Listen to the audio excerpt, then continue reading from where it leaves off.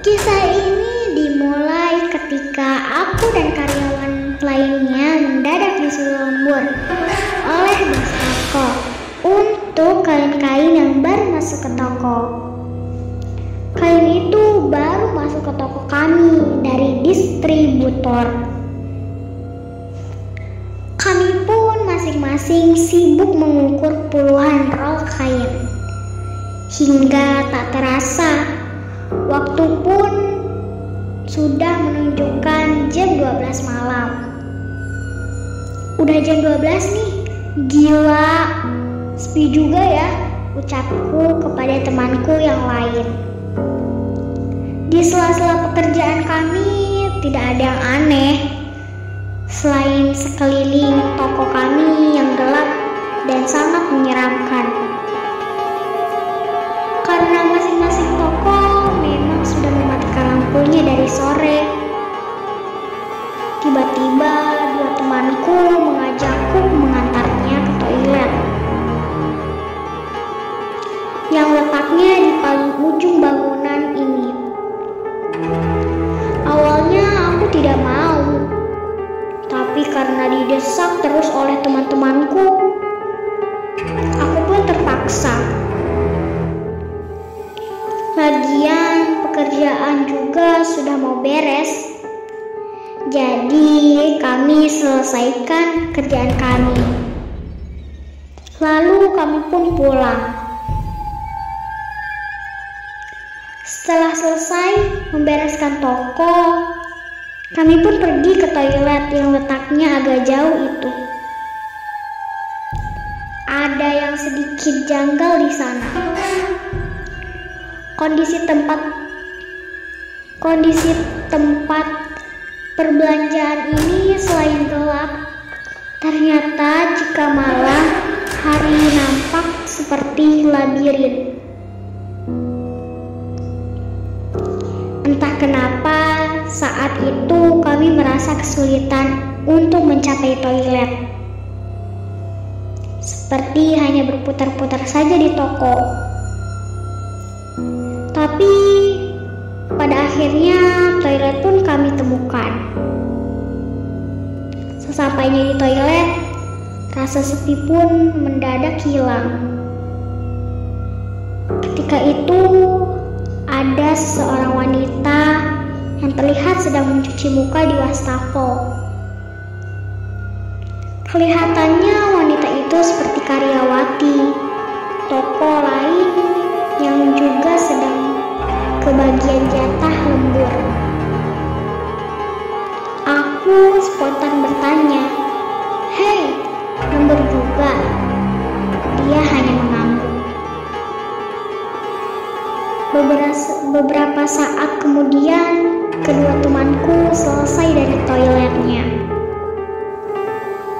Dan kami sepakat untuk langsung pulang. Namun tiba-tiba, hihihi, hah?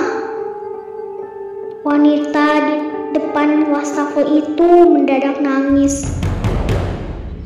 Tidak tahu kenapa, aku dan teman-temanku pun langsung bertanya, ada apa, dan berusaha menenangkannya.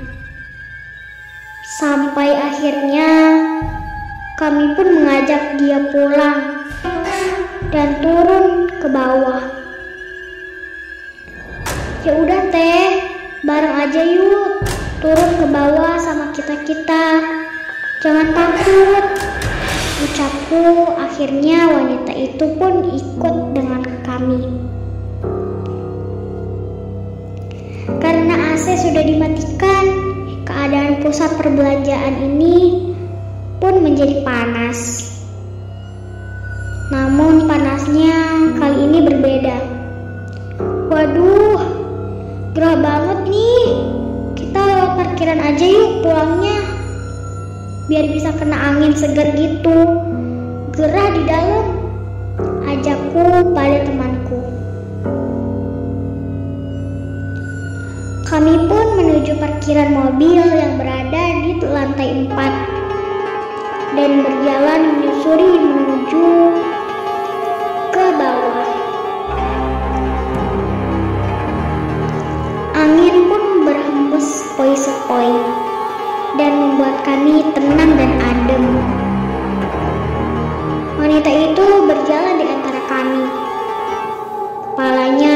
duduk lusuh. Saat di parkiran mobil di lantai 4, tiba-tiba saja kami dikagetkan oleh suara teriakan histeris dan juga tangisan dari wanita itu yang menangis dan menjerit dengan kencang. Dan secara mendadak, wanita tadi berlari menuju tembok pembatas parkiran. Dan, wanita itu lompat terjun ke bawah. Kami pun berteriak karena kaget. Dan segera mungkin langsung berlari ke lantai dasar untuk melihat keadaan wanita tadi melalui tangga darurat. Entah kenapa tiba-tiba saja wanita tadi melompat seperti bunuh diri. Kami bergegas lari turun dengan tangga darurat menuju lantai bawah. Namun tiba-tiba di tengah perjalanan ada suara tangisan wanita lagi. Terdengar samar seperti dari lantai bawah tangga. Terus terang, kami saat itu mulai ketakutan. Tapi karena didorong rasa ingin pulang ke rumah dan ingin tahu kondisi dari wanita yang meloncat tadi, kami pun memberanikan diri untuk berjalan turun ke bawah. Ketika sampai di tangga dan hampir menuju ke bawah, benar saja ada seorang wanita yang sedang duduk di bawah tangga. Wanita itu menangis sambil tertunduk di antara kedua lututnya. Kami pun kaget dan sedikit takut. Kemudian aku bertanya kepada wanita itu,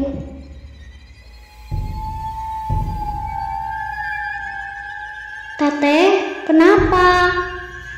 Wanita tadi berhenti menangis dan perlahan dia mengangkat wajahnya dan menunjukkan wajahnya kepada kami. Hah? Kami langsung berteriak sambil berlari. Sekilas aku melihat wajahnya sangat hancur dengan kedua mata yang menggelantung keluar dari wajahnya.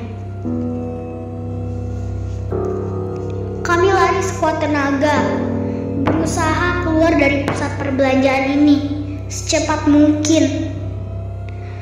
Sampai di ujung lorong, aku menabrak Pak Satpam yang kebetulan sedang berjaga di lantai dasar. Kami pun lemas dan terduduk di lantai. Sesudah Pak Satpam memberi kami segelas air, aku pun menceritakan apa yang terjadi.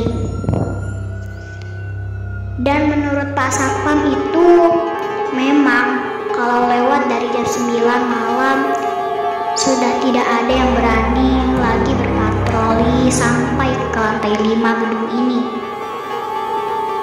Karena sudah banyak yang mengalami kejadian janggal. Dari mulai sering terlihat sosok anak kecil berlarian di toko, sampai suara-suara aneh yang membuat kebanyakan para cleaning service trauma. Dan setelah melihat kejadian-kejadian tersebut, banyak yang tidak berani lagi untuk bekerja di sini.